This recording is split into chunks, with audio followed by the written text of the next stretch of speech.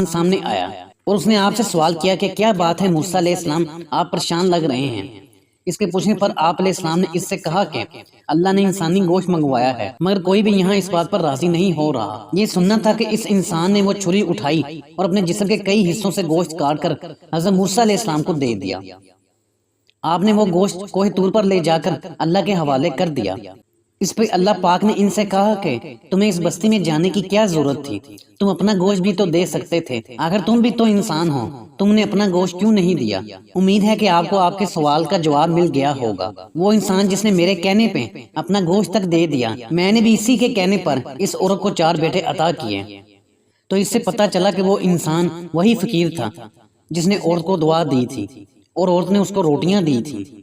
اللہ تعالیٰ نے موسیٰ علیہ السلام سے فرمایا، اے موسیٰ علیہ السلام، اگر کوئی میرے کہنے پہ اپنا سب کچھ لٹا دیتا ہے تو میں بھی اس کے کہنے پہ اپنا فیصلہ بدل ڈالتا ہوں۔